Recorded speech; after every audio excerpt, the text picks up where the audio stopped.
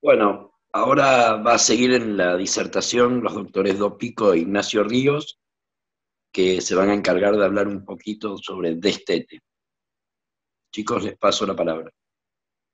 Bien, perfecto. Bueno, buenos días, muchas gracias por la invitación. Y la propuesta que vamos a hacer con Nacho es la utilización de la ultrasonografía, una sistemática para la desconexión del paciente ventilado, tenga COVID o no tenga COVID, de la ventilación mecánica. Es una sistemática este, utilizando el ultrasonido. La aproximación al problema es que entre un 20 y un 30% de los pacientes ventilados tienen una dificultad en la desconexión, o hay una falla en la prueba de respiración espontánea, o la necesidad de reintubar dentro de las 48 horas de la extubación. Y esto lleva, o como todos sabemos, los riesgos asociados a la reintubación y al distrés de la post-extubación, que no son gratuitos. Los predictores de la desconexión que utilizamos habitualmente pueden fallar en presencia de obstrucción crónica al flujo aéreo, en presencia de falla cardíaca, de reclutamiento, balance positivo de fluidos, neumonía y disfunción diafragmática. Y esto, como todos sabemos, es de todos los días. Nuestra propuesta es utilizar un algoritmo ABCDM, que es una herramienta de diagnóstico y que nos va a servir para modificar conductas terapéuticas, en postergar la desconexión o prepararnos para la desconexión. La propuesta es a vía aérea, disfunción pulmonar, cardíaca, diafragmática y misceláneas. La vía aérea, como todos sabemos, puede haber injuria traqueal, por estenosis, por traqueomalacia, por granulomas, y esto va a llevar a un incremento del trabajo respiratorio, postestubación y edema de la vía aérea. Lo que sí es importante, groseramente, si esta es la columna de aire en un paciente con un tubo endotraqueal, con el manguito inflado, a ambos lados veo las cuerdas vocales, glándula tiroides, lóbulo izquierdo, lóbulo derecho y los aritenoides. Previa, obviamente, aspiración del lago faringio y una posición semisentado del paciente como corresponde, se desinfla el tubo endotraqueal y, como ustedes ven, la imagen, que era rectangular, se transforma en trapezoidal, desapareciendo la imagen de las cuerdas vocales y de los aritenoides. Esta imagen trapezoidal, que se ensancha el diámetro transversal de la vía, de la columna de aire, nos habla de que el paciente, luego de la desconexión y luego de la extubación, va a tener mucho menos chance de tener dificultades en la vía aérea. Por supuesto, cuando vamos al pulmón, el pulmón puede tener aumento de las cargas resistivas por edema de las paredes bronquiales, como es en el OCFA, en el asma, en el distrés, y por supuesto aumento de las cargas elásticas, como también sucede en el distrés. En el aumento de la resistencia de la vía aérea, el problema mayor es el desarrollo del atrapamiento aéreo, con aumento del trabajo respiratorio, un desplazamiento del diafragma a una posición subóptima para longitud-tensión, y lo que es muy grave además, la sincronía del paciente ventilador, que está asociado a una mayor mortalidad del paciente. También existe una reducción de la compliance, edema de la pared, ascites o atelectasias por compresión. Esta es otra manera de evaluar el tórax. Esto, como dijo Emi, esto es una propuesta que fue publicada en Intensive Care Medicine hace 8 años, en el 2012, en el grupo de Volpicelli y expertos en ultrasonografía pulmonar, que ofreció 72 recomendaciones basadas en la evidencia y proponen, bueno, esta manera de esquematizar el tórax, que es el que usamos nosotros, pero cada grupo puede usar el que quiera, pero lo importante es que se use siempre el mismo, cada hemitórax en 4 cuadrantes, y nosotros le agregamos 5 y 6, que son los cuadrantes posteriores. ¿Por qué insistimos con esto? Porque esto hay que hacerlo desde el primer día, todos los días, para saber cómo evoluciona nuestro paciente desde el punto de vista de la ultrasonografía pulmonar. Este es un score de aireación. Ustedes pueden utilizar el que quieran. Este es muy simple. Un score de aireación 0 es porque tengo líneas A, líneas B separadas por más de 7 milímetros, espaciadas, muy pocas, en un espacio intercostal.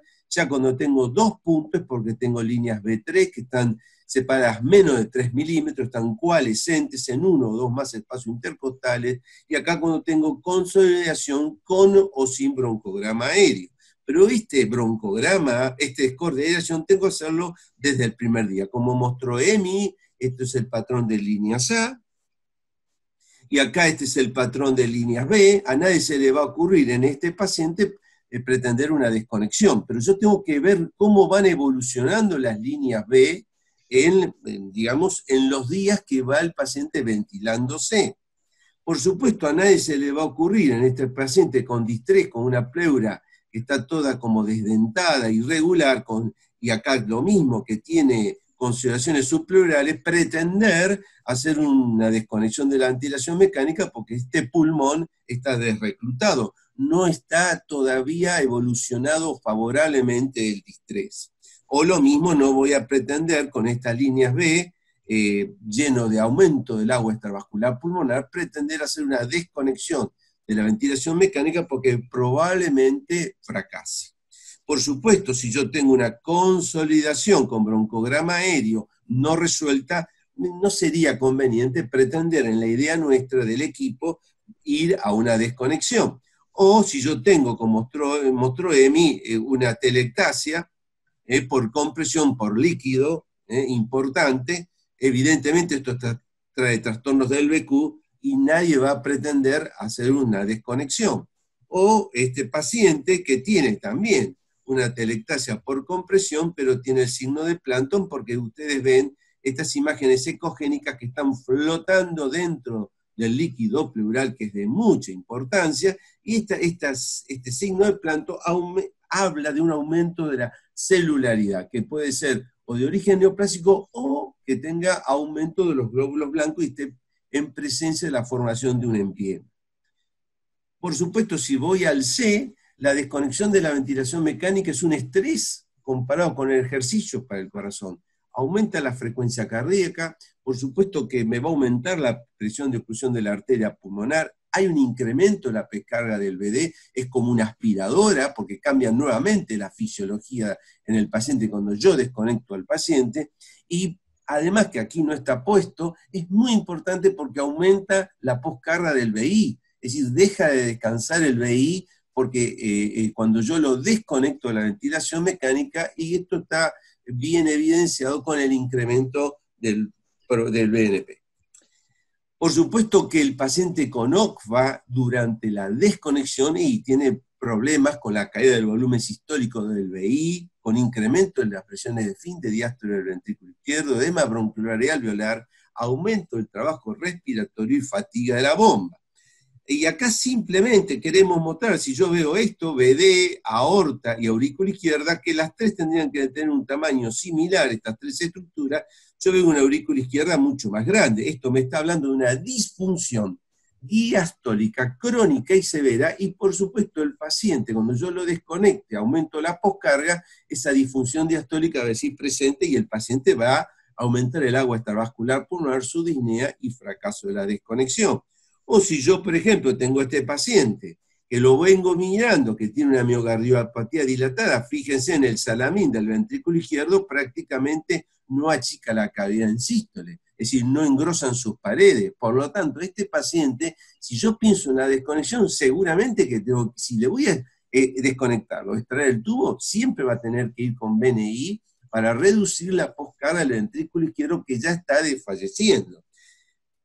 O, por ejemplo, si yo tengo un paciente con una comorbilidad previa o tiene una cardiopatía isquémica y tiene una insuficiencia mitral, por supuesto, cuando yo provoque la desconexión, esa insuficiencia mitral se va a aumentar las presiones de llenado por aumento de la poscarga del BI, con aumento del agua extravascular pulmonar y probablemente fracaso de la desconexión. Por supuesto, en este paciente lleno de agua, a nadie se le va a ocurrir desconectarlo, pero además, si yo en un par esternal corto, como es en este caso, veo el ventrículo derecho, el tabique interventricular, y quiero ver el ventrículo izquierdo, y en vez de tener forma de O, tiene forma de D por sobrecarga de volumen y presión del ventrículo derecho que abomba el tabique interventricular hacia la caída del ventrículo izquierdo. Algo le está pasando a este paciente con el BD.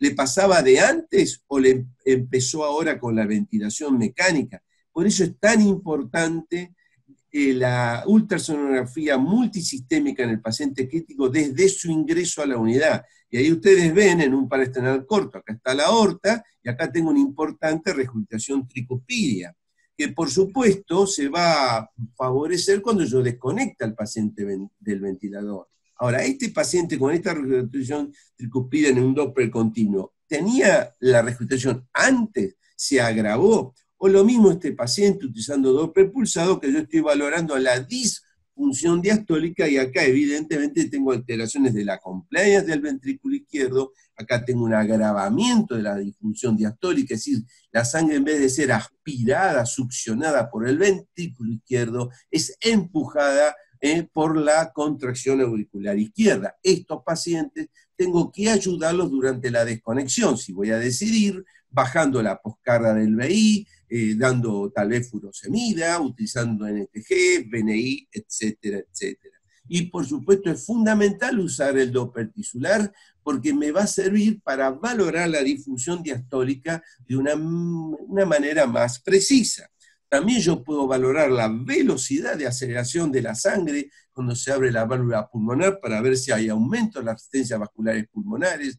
En estos pacientes que hacen trombos por todos lados es muy importante. Si tiene microtrombos en la vasculatura pulmonar, lo puedo valorar por la velocidad de la aceleración de la sangre en la válvula pulmonar, y también valorar la función sistólica del ventrículo derecho a través de cómo se mueve la válvula tricúspide, la válvula, digamos, adosada a la pared libre del BD, lo que se llama TAPSE, porque si tiene una falla del BD, obviamente que hay que ver cómo va a soportar ese BD esa sobrecarga de volumen, recordando que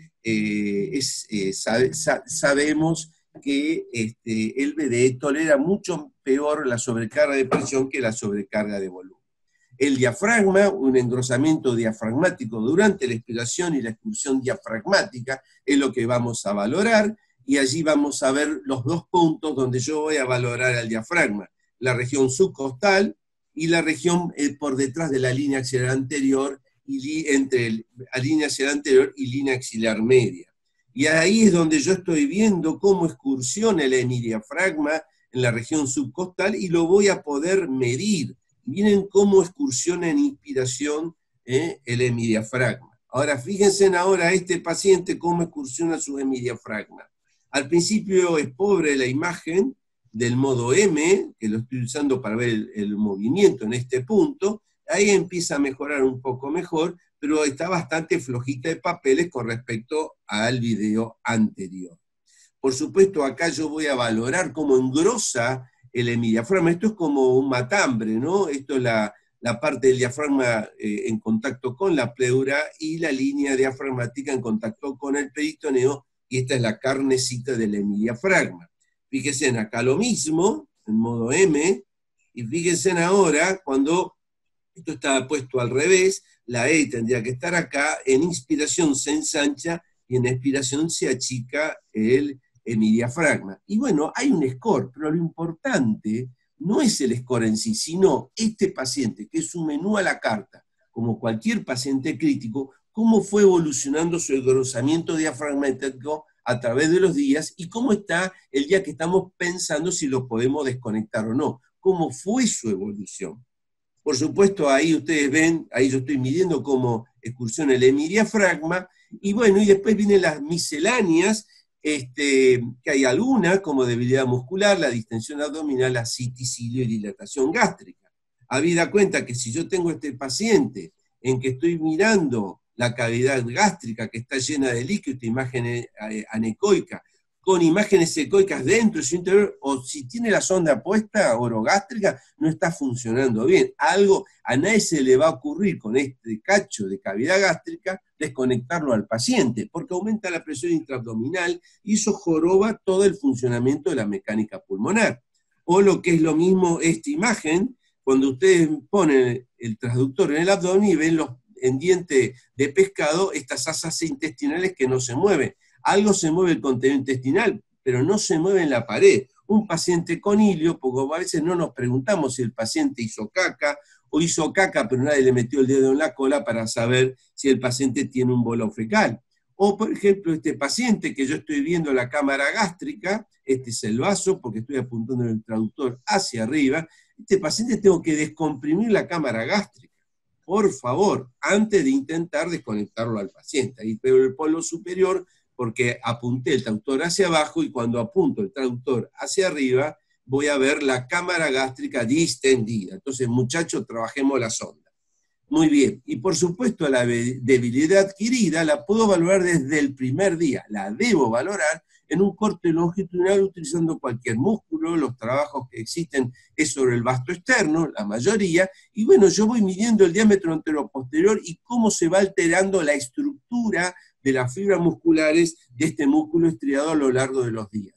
Y voy a saber cómo va evolucionando. Es decir, ya no hablo de aparentemente, sino que voy midiendo lo que antes decía aparentemente. Y por supuesto, un paciente con ascitis, pues estas son las tripas nadando en agua, y va a tener dificultades en la desconexión, pero yo tengo que valorarlo. A veces no impresiona que tiene, o aparentemente no tiene, pero cuando le pongo el traductor, tiene, y mucho.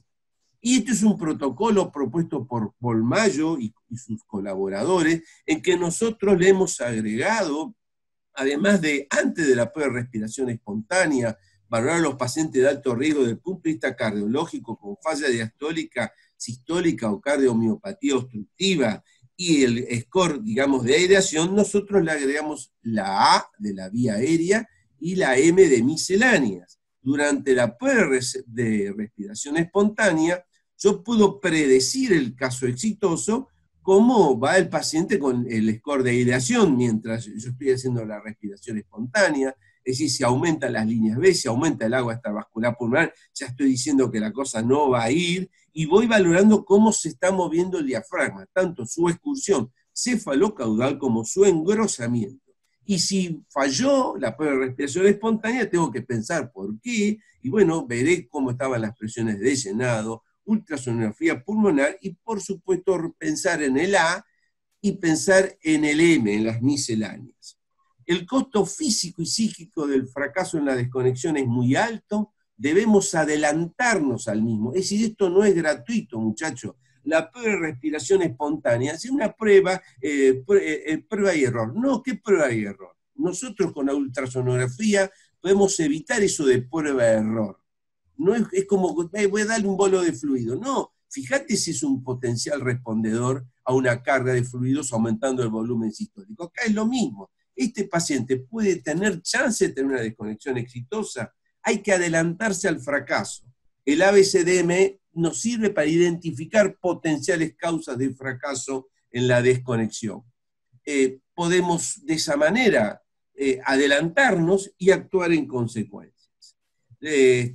Agradecidos Nacho y yo por la participación y por haber tenido paciencia en escucharme. Espero no haberme pasado de tiempo.